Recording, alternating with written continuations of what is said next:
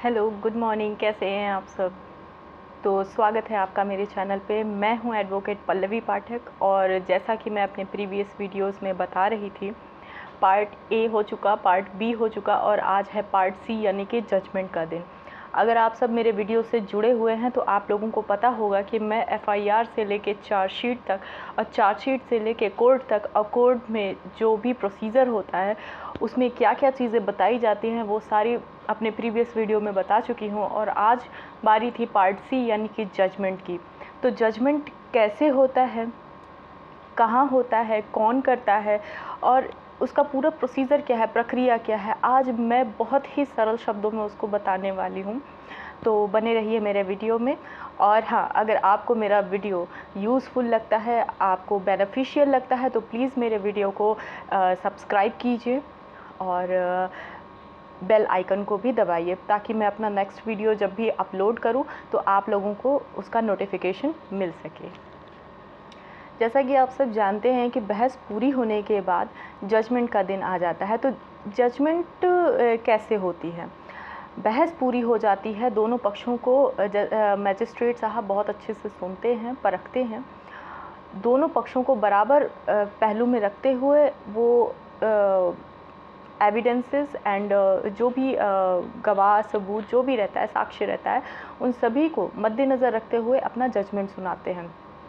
अगर आरोपी बरी हो गया तो ठीक है, लेकिन अगर बरी नहीं हुआ तो उन्हें उसका कारण बताना पड़ता है और वो कारण बताते हैं। उसके लिए उनको दूसरी डेट यानी कि दूसरी तारीख रहती है।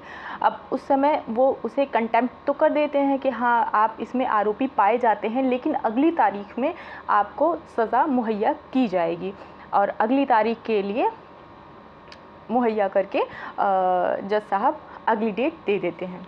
ठीक। और जब जिस में सज़ा सुनाई जाती है उस आरोपी को, उसके लिए एक अलग कॉपी बनाई जाती है कोर्ट में, उसकी अपनी एक अलग कॉपी होती है। ठीक है। जैसे कि आरोपी को फांसी की सज़ा सुनाई गई है या आजीवन कारावास सुनाया गया है। ठीक है।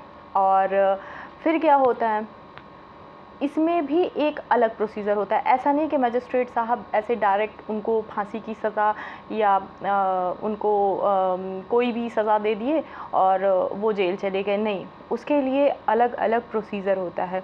जैसे कि मैं यहाँ पे फांसी की सज़ा के लिए बताने वाली हूँ कि जिस आरोपी को फांसी की सज़ा दी जाती है उसके लिए क्या होता है कि ट्रायल कोर्ट में कन्फर्मेशन के लिए जो फैसले की कॉपी होती है, ट्रायल कोर्ट में कन्फर्मेशन के लिए फैसले की जो कॉपी होती है, ऑर्डर की जो कॉपी होती है, उसे हाई कोर्ट भेजा जाता है। ठीक। हाई कोर्ट में जो ट्रायल कोर्ट से कन्फर्मेशन के लिए कॉपी जाती है, उसी समय आरोपी अपने लिए जो होता है उसी दौरान हाई कोर्ट में अपील के लिए दाखिल कर सकता है अपना मुकदमा कि सर, वो कहते हैं ना कि अब क्या करें, हाई कोर्ट मतलब ट्रायल कोर्ट से कन्फर्मेशन के फैसले की जो कॉपी थी वो चली गई। अब वहाँ पे क्या होना है, वहाँ पे ही आरोपी को एक मतलब मदद, वो वहाँ पे उसको एक हेल्प दिया जाता है कि आप उसी समय आप एक वो कर सकते हो, अपील के लिए दाखिला कर सकते हो हाई कोर्ट में कि मुझे फांसी से थोड़ी कम सज़ा मिले या मेरे को थोड़ी रियायत बरती जाए। ठीक है। उसमें जो आरोपी है वो पारिवारिक पक्ष को और अपने सामाजिक पक्ष को, अपने आर्थिक पक्ष को सामने रखकर अपने फांसी की सज़ा को कम कराने की गुहार कर सकता है कि माय लॉर्ड, मेरा आर्थिक स्थिति ऐसा था इसलिए मुझे मजबूरी में आके ये चीज़ करना पड़ा, या पारिवारिक स्थिति ऐसी थी इसलिए मुझे ऐसा करना पड़ा और ये मुझसे हो गया, इस कोर्ट ने मुझे ऐसी सज़ा सुनाई है, क्या आप मुझे बरी कर सकते हैं? तो बहुत से लोग बरी हो भी जाते, बरी तो नहीं होते हैं, लेकिन हाँ उनकी सज़ा थोड़ी सी कम कर दी जाती है। लेकिन सही मायनों में देखा जाए तो हाई कोर्ट के पास पावर बहुत होती है, लेकिन ज़्यादातर वहाँ पे ऐसे मामलों को खारिज कर दिया जाता है और वो सुप्रीम कोर्ट चला जाता है, इसीलिए वाद बहुत लंबित हो जाते हैं। तो आगे आते हैं। अब हाई कोर्ट में कन्फर्मेशन के लिए जो ट्रायल कोर्ट ने अपनी कॉपी भेजी थी ऑर्डर की, तो हाई कोर्ट अगर उसको कंफर्म कर देता है तो आप क्या कर सकते हैं, सुप्रीम कोर्ट का दरवाज़ा खटखटा सकते हैं। जो चीज़ आपने हाई कोर्ट में किया था दाखिला, वही दाखिला आप अपील, जिसको कहा जाता है कि हम अपील करेंगे हाई कोर्ट में, हम अपील करेंगे सुप्रीम कोर्ट में, वही अपील आप कर सकते हैं सुप्रीम कोर्ट में, सामाजिक, आर्थिक और अपना पारिवारिक हवाला देते हुए। ठीक है। अगर सुप्रीम कोर्ट भी अपना ऑर्डर मतलब जो अर्ज़ी होती है वो ख़ारिज कर दे, तो ट्रायल कोर्ट जो होता है वो आपकी सज़ा कंफर्म कर देती है। अब ट्रायल कोर्ट का यहाँ पे बहुत ही बड़ा मायना रहता है। अब बहुत से लोगों को यहाँ पे ट्रायल कोर्ट नहीं समझ में आता होगा। बहुत से लोग ये सोचते होंगे कि हाई कोर्ट और सुप्रीम कोर्ट ने फ़ैसला सुना दिया, ट्रायल कोर्ट का यहाँ क्या काम है। सब लोग कहते हैं civil court, high court, session court, civil, high court and supreme court, trial court इसमें क्यों आ गया, क्या हो गया। अगर आप लोगों को जानना है कि ट्रायल कोर्ट का इसमें क्या प्रोसीजर है, क्या प्रक्रिया है, तो उसके लिए मैं एक अलग से वीडियो बना दूँगी। या अगर आप मेरे प्रीवियस वीडियोस देख रहे होंगे तो उसमें आपको ट्रायल कोर्ट के बारे में पता होगा कि मैंने बताया हुआ है थोड़ा बहुत कि ट्रायल कोर्ट क्या होता है। तो जब ट्रायल कोर्ट कंफर्मेशन कर देगी कि आपकी फांसी की सज़ा मुकर्रर कर देगी कि हाँ आपको फांसी लगनी ही लगनी है, वो ऑर्डर पास आउट हो जाता है, तो आपको फांसी हो जाएगी। लेकिन अगर दोषी की सज़ा उम्र कैद या उम्र कैद से थोड़ी सी कम, जैसे कि 10 साल, 15 साल, 7 साल अगर कम होती है, तो उसे हाई कोर्ट से कंफर्मेशन की ज़रूरत नहीं होती है। ये एक्सेप्शन था। ठीक है। तो जैसे कि आप सब मेरे प्रीवियस वीडियोस में देख ही रहे होंगे, एफआईआर दो तरीके से आप एफआईआर मतलब जो ऑफेंस मैटर होते हैं उनको आप दो तरीके से दाखिल कर सकते हो। एक आप एफआईआर के ज़रिए कर सकते हो, एक आप डायरेक्ट 156(3) 156(3) के अनुसार आप कर सकते हो कोर्ट में जाके डायरेक्ट। और उसके बाद जो भी मैंने प्रोसीजर बताया वो सारी चीज़ें। अब यहाँ पे जजमेंट के बारे में, जजमेंट अगर देखा जाए तो बताने में ये था 5 या 6 मिनट्स का था, लेकिन इसका जो प्रोसीजर होता है ये और भी बहुत ज़्यादा डीप होता है।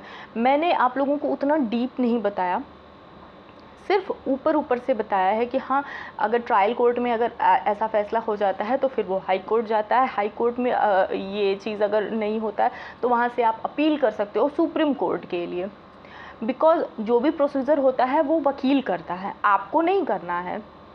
अगर आप दोषी हो या आप वादी हो, ठीक है, आप वादी हो या प्रतिवादी हो, तो आपको ये जानना ज़रूरी होता है कि आपके पास और भी एक रास्ता या दो रास्ता है, या अदर कोई आपको जानना है कि हाँ मुझे और भी कोई चीज़ है, आप अपने वकील से बात कर सकते हो इस टॉपिक पे। इसलिए मैं यहाँ पे आप लोगों को बता रही हूँ कि आप लोग इसके अलावा भी ये चीज़ें कर सकते हो।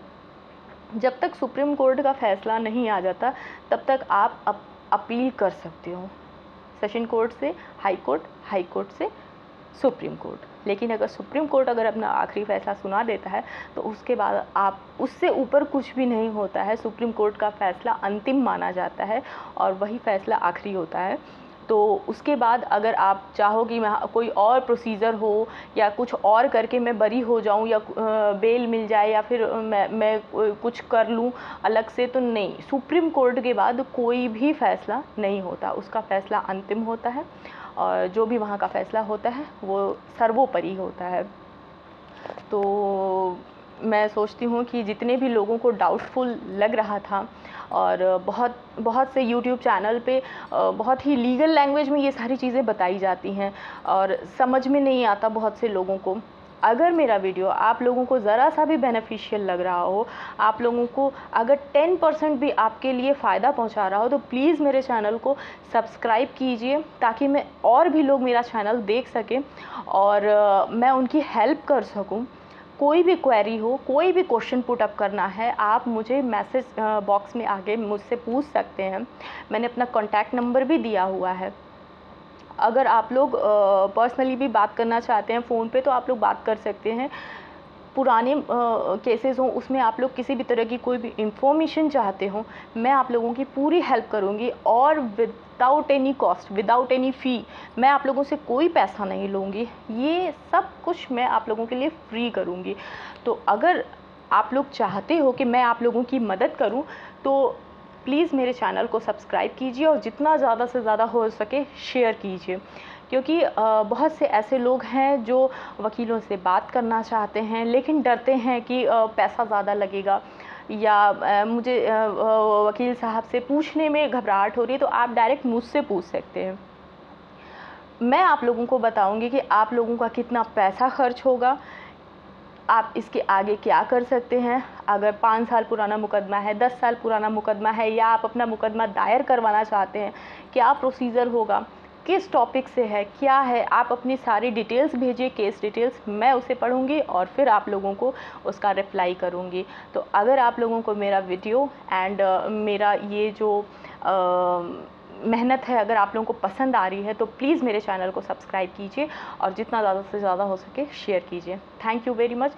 एडवोकेट पल्लवी पाठक के चैनल पे आप सबका बहुत बहुत स्वागत था। नमस्ते।